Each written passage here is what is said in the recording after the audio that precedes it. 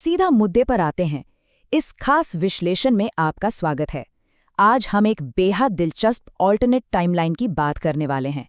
जरा सोचिए, क्या होता अगर नारुतो उज़ुमाकी ने बचपन से ही अपने कबीले यानी उज़ुमाकी क्लैन की सारी सीक्रेट जुत्सु तकनीकों में महारत हासिल कर ली होती। तो चलिए इस थ्योरी में थोड़ा गहराई से उतरते हैं। सोच कर देखिए, जो कैरेक्टर हमेशा से एक अंडरडॉग माना गया, जिसे सबने हमेशा कमजोर समझा, अगर वो पहले ही दिन से सबसे ज्यादा ओवरपावर्ड होता तो क्या होता? सिर्फ इस एक बदलाव से पूरी कहानी की बुनियाद कैसे हिल जाती, आज हम यही डिकोड करेंगे। शुरुआत करते हैं इस कहानी के इस सबसे बड़े बदलाव से, उज़ुमाकी पावर अनलीश्ड। अब अगर ऐसा होता तो हथियारों और तकनीकों का दायरा सिर्फ शैडो क्लोन्स तक सीमित नहीं रहता। इमेजिन कीजिए, खतरनाक सीलिंग तकनीकें, टेलीपोर्टेशन और बैरियर सील्स, साथ ही उज़ुमाकी होने की वजह से पलक झपकते ही हील होने वाली जबरदस्त लाइफ फोर्स तो है ही। इसका सीधा मतलब है कि बैटल आईक्यू और टैक्टिकल स्किल्स एकदम खौफनाक स्तर पर पहुंच जाते। और हाँ, इस बात के भी पूरे चांस थे कि मिनातो की मशहूर फ्लाइंग रेजिन तकनीक बहुत ही कम उम्र में सीखी जा सकती थी। और जाहिर सी बात है, जब इतनी एडवांस सीलिंग तकनीकों में महारत हो तो कुरामा की नफरत को शांत करना और उस असीम शक्ति को काबू में करना बहुत आसान हो जाता। यानी नाइन टेल्स की असली पावर टाइमलाइन में बहुत पहले ही अनलीश हो जाती। अब आते हैं इस बदलाव के दूसरे सबसे बड़े असर पर, बदलते दोस्त और दुश्मन। ये वाकई दिलचस्प है। जरा सासुके के नजरिए से सोचिए, मैं एक उचीहा हूं, फिर भी नारुतो मुझसे ज्यादा ताकतवर कैसे है? ये बात सासुके की जलन को आसमान पर पहुंचा देती।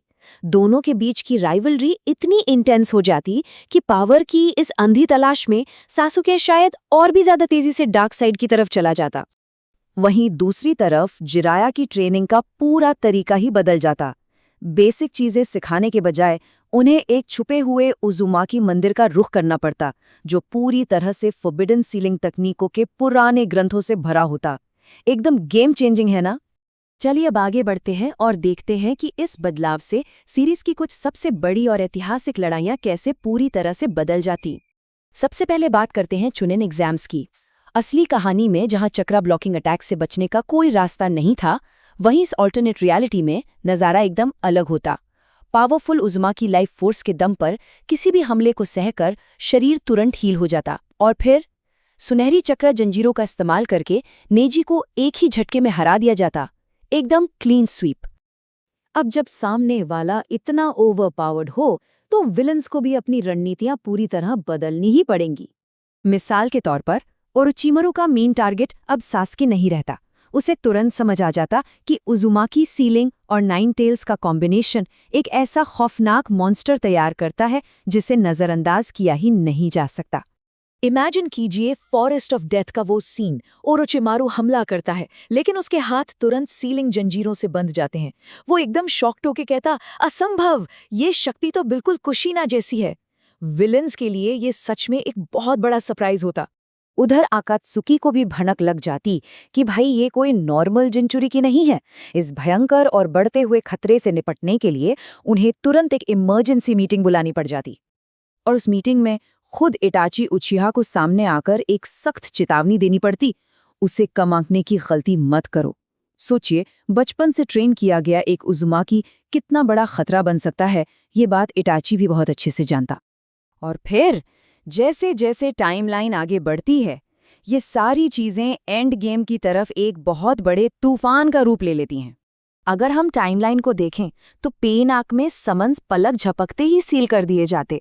चौथे ग्रेट निंजा वॉर में तो सीलिंग महारत की वजह से शिनोबी अलायंस को एक बहुत बड़ा एडवांटेज मिल जाता। और रही बात कागुया के खिलाफ फाइनल बैटल की, वो मुकाबला तो बहुत ही जल्दी और आसानी से खत्म हो जाता।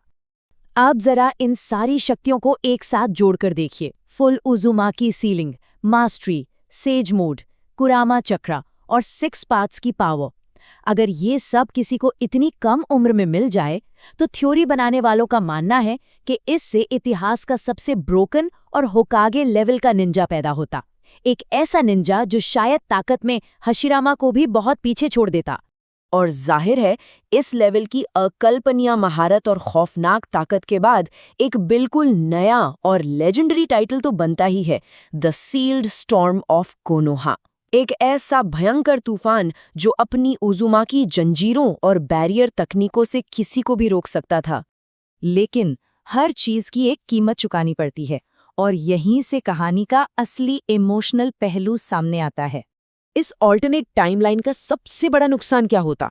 सीरीज का वो इमोशनल कनेक्शन, एक धीरे धीरे आगे बढ़ने वाले निंजा का अकेलापन, उसका वो संघर्ष और महान बनने का वो दर्द भरा सफर।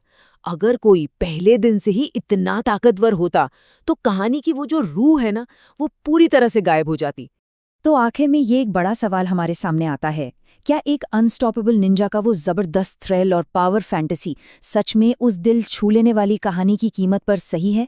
एक ऐसी कहानी जहां किसी को अपने हिस्से की इज्जत कमाने के लिए हर कदम पर लड़ना पड़ा था। ये एक ऐसा सवाल है जिसके बारे में आप इस विश्लेषण के खत्म होने के बाद भी सोचते रहेंगे।